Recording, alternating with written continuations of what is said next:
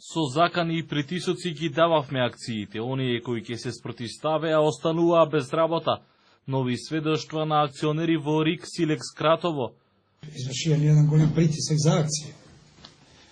Шефот мој беше Трипче и вика, збраа се четворицата, Атанас беше директор у Калимара, жена ми тамо работеше, и вика, Стојден, ако не ги дадеш акциите, ќе видиш принуден и тие да те напушти, и жената да го напушти. И јас со жената дома право согласност, вика, такој, кажаа, ќе не напушти. И она вика, нека не напушти, нема да ги дадем акциите.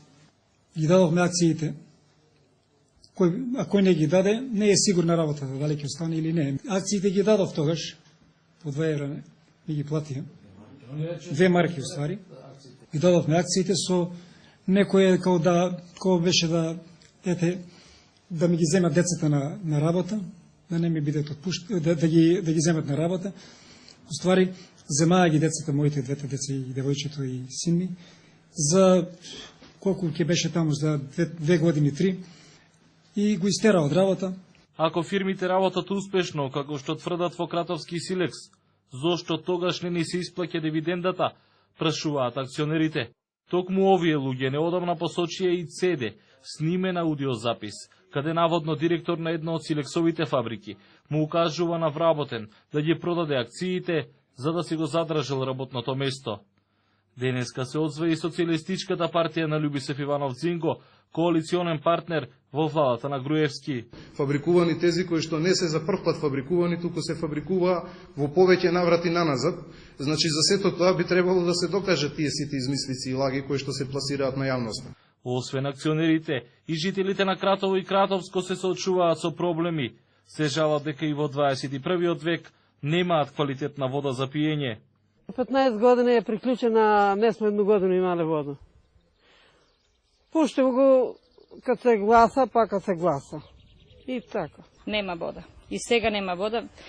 Може некогаш ке ни пуштат, а лани летото, за 2010 немамо вода. Нешто јануар дојдеше по ден, 2, февруар така до март. Од март немамо капка вода добиено, а сметките не идат. Еве, ако треба ќе ви покажу дека имам опомена пред исклучување за 2010 да го плату водат. А што да плату кад вода сме немале? Инаку целата водоводна мрежа во 2008 е дадена под концесија на Силком Доел, ќерка фирма на Силекс. На тендерот конкурирале 3 сестрински фирми. Силком, чиј собственик е Силекс.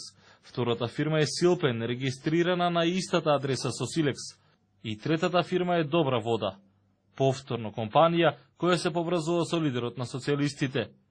Концесијата инаку е доделена на 30 години, е усвоена и од страна на Советот на локалната самоуправа.